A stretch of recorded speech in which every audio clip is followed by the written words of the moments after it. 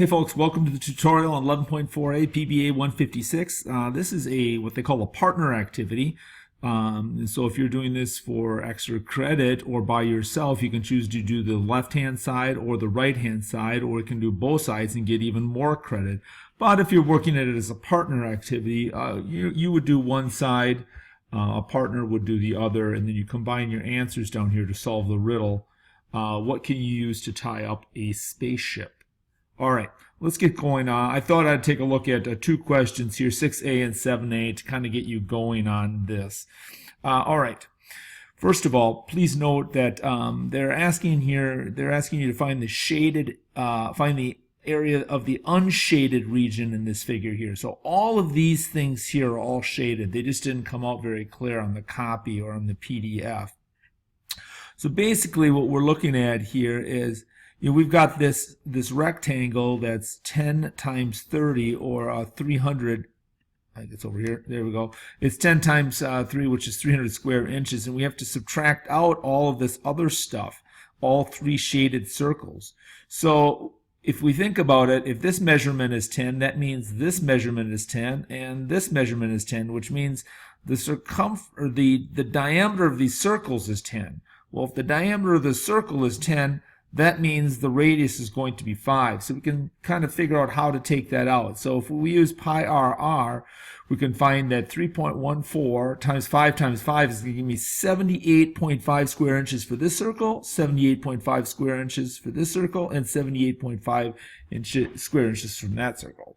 And then we can just take the 300 total that we had from the rectangle. We can subtract those three out and find out that we have 64.5 inches square.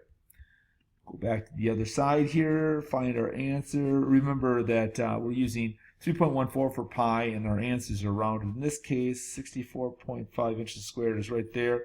And we can just cross that answer out. We'll cross our answers out, and the letters that are left will spell the answer to this riddle. Okay, let's take a look at this other one here. Basketball hoop has a circumference of 56.5 inches. What is its diameter? Well, remember, the circumference is the distance around the outside. So if that's 56.5, and we know that d pi, diameter times pi, gives us 56.5, we can really just kind of solve this as a one-step equation. And if we divide both of these sides by 3.14,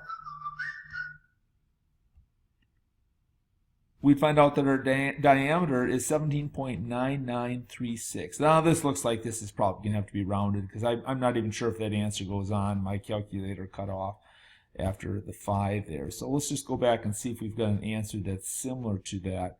And of course this is going to be in inches, not inches squared, because we're just talking about the radius.